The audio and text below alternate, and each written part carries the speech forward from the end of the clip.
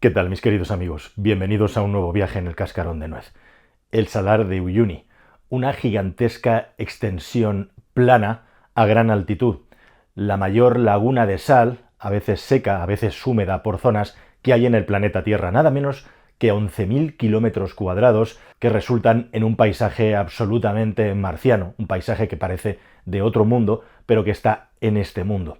La mayor reserva de sal que hay en el planeta Tierra. Su extensión es tan vasta y tan llana que se utiliza incluso para calibrar las capacidades de los satélites y sistemas de medición en el espacio. Y es aquí desde donde hace muchos años los locales, los indígenas, aprovechaban para extraer la sal de una manera absolutamente artesanal, cosa que se sigue haciendo hoy en día.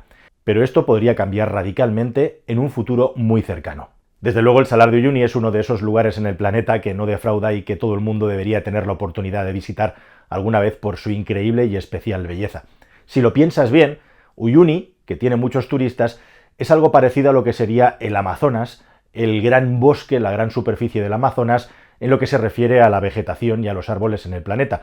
Es decir, es la gran reserva, el gran pulmón del planeta, y Uyuni podría ser el símbolo del gran reservorio de la energía del futuro, que es la energía, entre otras cosas, acumulada en baterías, la energía del litio. Y es que justamente en Bolivia y justamente en el Salar de Uyuni está la mayor reserva de litio que hay en el mundo. Entre otras formas minerales de encontrar y extraer el litio, la sal es la más común. Y justamente en el último informe de los servicios geológicos de los Estados Unidos de América, Bolivia se ha puesto precisamente como el primer país del mundo en cuanto a reservas de litio, precisamente porque se ha terminado de medir exactamente cuáles son las reservas de Uyuni. Y la gran pregunta es si esto acabará siendo explotado de una manera masiva, por quién y con qué finalidades. Y justamente en esta carrera loca por el litio, en esta carrera loca vinculada al automóvil eléctrico, pero también a todas las nuevas fuentes de electricidad que necesitan almacenamiento, están pugnando, están peleando Estados Unidos y China por quedarse con el gran botín del litio, que es el conocido como Triángulo del Litio, que justamente está en América del Sur, formado por tres países que son la Franja Oeste, Argentina, Chile y Bolivia.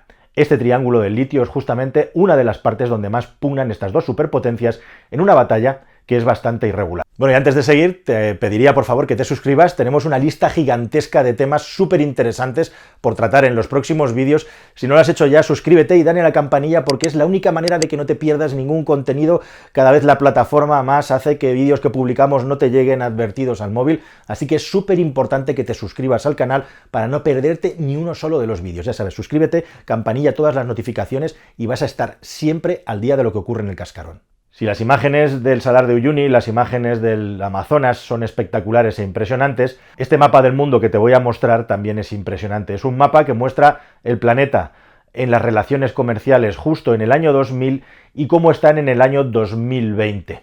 Entre medias ha pasado una cosa muy importante que va a ser objeto de otro vídeo para no contaminar con demasiada información externa y superflua, que es el asunto de la entrada de China en la Organización Mundial del Comercio.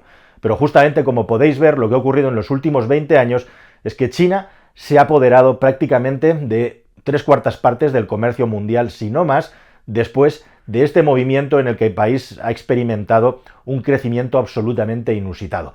Ya hemos contado en otras ocasiones cómo China tiene una política muy específica para los países de África, donde extrae gran cantidad de sus recursos naturales, y justamente ahora estamos, como digo, en la gran batalla del litio, en la que Estados Unidos igualmente ha despertado en la búsqueda de este mineral, entre otros muchos, justamente para poder apuntalar el desarrollo de las tecnologías del futuro que ese país tiene que desarrollar para no quedarse atrasado respecto a China.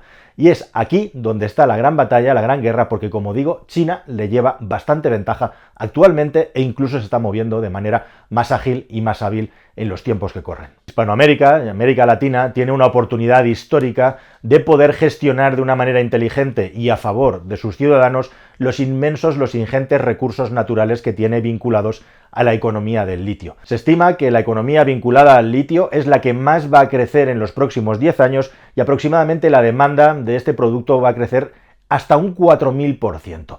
y por eso se ha comenzado a buscar y a peritar dónde hay litio en todo el planeta, aumentando el nivel de reservas, pero aún así ni siquiera está claro que se vaya a poder acometer toda la demanda mundial si la economía tira con fuerza. Y de toda esta demanda mundial, Bolivia es el principal poseedor de reservas de litio en el mundo conocidas, con 21 millones de toneladas métricas. Argentina es el segundo clasificado, muy cerquita de Bolivia. Hasta ahora era el primero, hasta que se recalculó el peso de Uyuni, con 19,3 millones de toneladas métricas.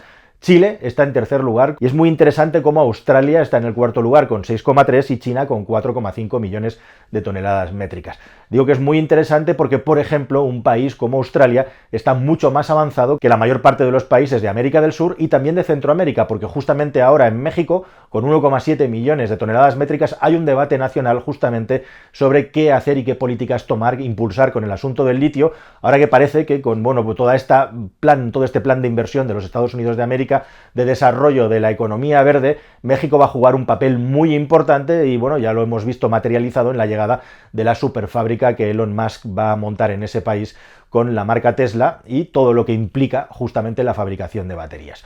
La cuestión es que, como digo, América Latina se encuentra con esta riqueza mineral que posee en su tierra y la gran cuestión es cómo lo van a explotar, de qué manera se va a explotar y quiénes van a ser los beneficiados. A este respecto hay que decir que hace años Bolivia, con Evo Morales, hizo un movimiento muy interesante en el año 2008 aproximadamente, en el que decidió que todo lo que fuera litio y todo lo que fuera recursos naturales minerales nuevos iba a ser directamente nacionalizado y gestionado por el Estado. Y Bolivia desarrolló un plan por el que para extraer el litio del país había que tener un socio local y siempre iba a tener la mayoría porque iba a estar participado, como digo, y controlado por el Estado. 49-51 siempre, el 51 controlado por el Estado. Bueno, lo que ha ocurrido desde entonces es que ese sueño boliviano de tener una industria pujante, puesto que tienen el mayor número de reservas de litio, no solamente de desarrollar una minería de litio, sino también una industria aparejada donde se fabricaran baterías y donde se fabricaran automóviles eléctricos, literalmente no existe. Y algo parecido, aunque en menor medida, ha pasado en estados más al sur, aunque estos estados están más evolucionados y más avanzados en el desarrollo de la minería, y estoy hablando por supuesto de Chile y específicamente de Argentina, que probablemente es el líder en términos cuantitativos maximalistas en lo que se refiere a la región. Pero la cuestión, lo que demuestra todo esto, es que el hecho de tener las reservas, a crear una economía vinculada a las reservas, no es algo tan fácil. Y si en Bolivia esto ha fracasado, es por una amalgama de factores entre los que se encuentra justamente las dificultades burocráticas para poder poner en marcha estas instalaciones, las dificultades tecnológicas que son importantísimas. El hecho de tener reservas no te permite disponer automáticamente de la tecnología para explotarlas. Yo os tengo que decir que las tecnologías que existen en estos lugares para extraer ese tipo de litio en concreto que está en la sal no existían y no existen lo suficientemente desarrolladas con la tecnología del país, con lo cual hace falta ponerse de acuerdo con socios externos para desarrollar de una manera amplia estos proyectos de extracción. Esto implica además cantidades ingentes de mano de obra especializada para poder poner en marcha estos proyectos y con todos estos factores, con todas estas dificultades, al final el sueño de que Bolivia tuviera una industria del litio potente y fuera una potencia mundial no se ha cumplido.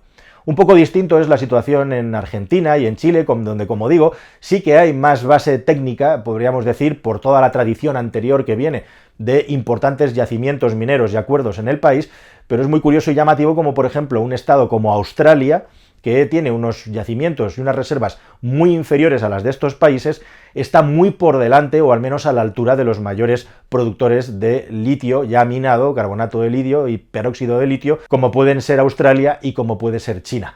Así que, evidentemente, y una primera lección es que el hecho de poseer las reservas no te convierte automáticamente en una potencia mundial. Y luego lo que es el ecosistema económico, burocrático y tecnológico del país es tan importante o más. Y esto justamente es curioso y llamativo porque es lo que ha estado haciendo China desde los años 80 en su propio país. Armarse de tecnología, armarse de conocimiento a partir de la política del socio local que se unía a un socio extranjero que traía el desarrollo y la fabricación de una tecnología en concreto del tipo que fuera. Electrodomésticos, automóviles, tecnología de microchips y un larguísimo etcétera. Y justo esto es lo que China está haciendo actualmente en América del Sur. Si miras, las cifras de inversión son impresionantes. Año a año, desde el año 20, en los últimos 4 años, China ha invertido como mínimo 1.000 millones de dólares en nuevas instalaciones de minería de litio y se va haciendo con los contratos tanto en las zonas de Bolivia como en las zonas de Chile como en las zonas de Argentina. Específicamente en Bolivia, en lo que va de año 23, esos 1.000 millones ya se han gastado en 3 proyectos, es decir, que a final de año la inversión podría ser muchísimo más grande. Y contra todo esto han saltado todas las alarmas en los Estados Unidos de América porque consideran que China se está haciendo con la mayor parte del botín y el país estadounidense tiene aquí un gran problema o un gran déficit. El primero es que llega más tarde que llegaron los chinos. La economía del litio es importante en China desde hace ya casi 15 años, o aproximadamente 15 años, coincidiendo con los Juegos Olímpicos de Pekín. Y por otro lado, la filosofía de los Estados Unidos de América no es tan intervencionista ni tan, podríamos decir, acuerdista, sino que es más mercantilista en lo que se refiere a la relación con estos países. O dicho de una manera más llana, lo que quiere Estados Unidos es directamente tener un intercambio comercial y llevarse el litio a su país para montar allí las fábricas, para montar allá los lugares de procesado del litio. Frente a esto, China está empezando a proponer, especialmente en Argentina y en Chile, como digo, pero también en Bolivia, la creación de factorías, de fábricas que parece que ahora sí, en Bolivia con el cambio de presidente y en los países más al sur igualmente de una manera más evolucionada y con una industria que incluso en Argentina tiene sus propias fábricas de automoción, se va a desarrollar y va a evolucionar bajo capital y bajo control chino. Así que Estados Unidos de América ahora tiene que reaccionar y ponerse por encima de esto. ¿Y cómo lo va a hacer? Cuando China ya ha ocupado buena parte de estos territorios con su política de aportar inversión al lugar, de aportar infraestructuras e incluso, si es necesario, aportar la construcción de factorías con mano de obra mucho más económica, por cierto, que podría tener en otros lugares del mundo. Bueno, pues yo lo veo francamente complicado, lo veo francamente difícil, y a lo que nos empuja todo esto y a lo que nos lleva todo esto es precisamente a que esta guerra comercial se vaya recalentando y se vaya haciendo cada vez más grande, otro punto caliente, otro foco de tensión ahora con el asunto del litio. Y una reflexión final. América del Sur ha tenido siempre grandes recursos minerales, cantidades ingentes de riqueza. Mirad lo que ocurre con Venezuela, un país que tiene las mayores reservas de petróleo del mundo, que las ha tenido tradicionalmente. Ahora está alterada la cifra un poco por todas las nuevas técnicas de fracking en los Estados Unidos de América, con poco más de 20 millones de habitantes en un gran territorio muy extenso. Se podría haber convertido perfectamente en una Noruega en la América del Sur. Estos países de Latinoamérica no han conseguido a lo largo del tiempo que toda esta riqueza se convierta en bienestar para sus ciudadanos. Ahora llega la economía del litio, llega una nueva oportunidad y los estados, por supuesto, están tremendamente interesados en convertir esta oportunidad en algo que efectivamente acabe impactando e influyendo positivamente en la riqueza de los países. Es una nueva oportunidad para Sudamérica que habrá que ver si realmente y finalmente aprovechan, si se crean las estructuras necesarias, que van mucho más allá de lo que es la economía. También es una cuestión puramente política y de democracia y de corrupción y de muchísimas cosas que tienen que generar el abono, el terreno de cultivo, como para que esto pueda ser peritado y controlado por la población, o si de nuevo os vais a encontrar con un nuevo tipo de imperialismo, que en este caso va a ser el imperialismo de los antiguos, de los de la hoz y el martillo, ahora reconvertidos en una especie de neodictadura capitalista agresiva como es China, que se va apropiando poco a poco de todos los recursos del planeta para mantener su liderazgo mundial y poder asaltar el primer puesto de la economía del mundo. Recordad que China es un mercado 4 veces más grande que el de los Estados Unidos de América y que además surte a la mayor parte del mundo de productos manufacturados, con lo cual su actividad industrial es gigantesca, es prácticamente la fábrica del mundo y sus necesidades de recursos son muy superiores a las que tiene cualquier otro país, incluidos los Estados Unidos de América. ¿Cómo va a acabar este enfrentamiento con los países latinoamericanos por debajo? El tiempo lo dirá y nosotros lo veremos y probablemente, si todo va bien, os lo contemos aquí. Estas son las reglas, esta es la situación de esta partida que se empieza a jugar y veremos qué es lo que sucede con el resultado final. Hasta el siguiente vídeo aquí en el Cascarón de Nuez, queridos amigos. Adiós y no olviden suscribirse, por favor.